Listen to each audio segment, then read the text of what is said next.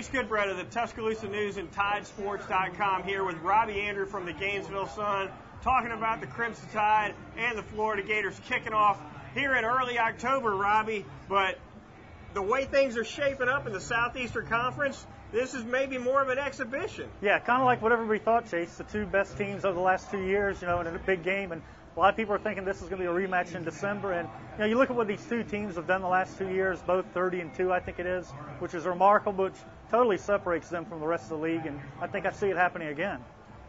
Lots of new faces for both teams on the defensive side of the ball.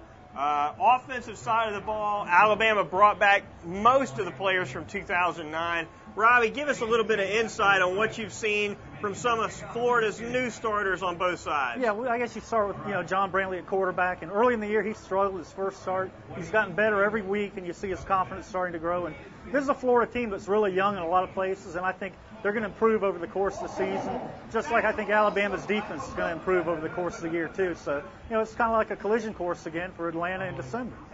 Crimson Tide's plugged in a couple of new starters on the offensive side of the ball, but they certainly appear to be rolling right along on that end.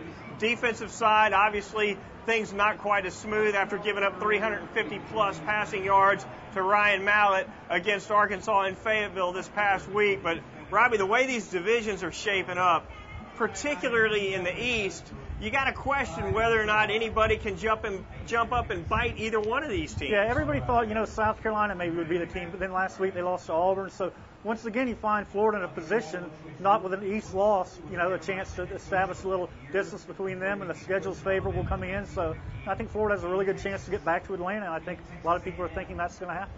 The gap between Florida and the rest of the East is big as I can ever recall. Over in the West, Alabama, I think, has got a little bit stiffer competition in that division, but still has to be a head and shoulders favorite above the LSUs, the Auburns, and certainly after knocking off Arkansas head-to-head on the road, the Razorbacks as well. That's going to do it for this edition, breaking down Alabama and Florida. Probably going to see you back in December in Atlanta when the Crimson Tide and the Florida Gators get together again. Wouldn't be a shocker.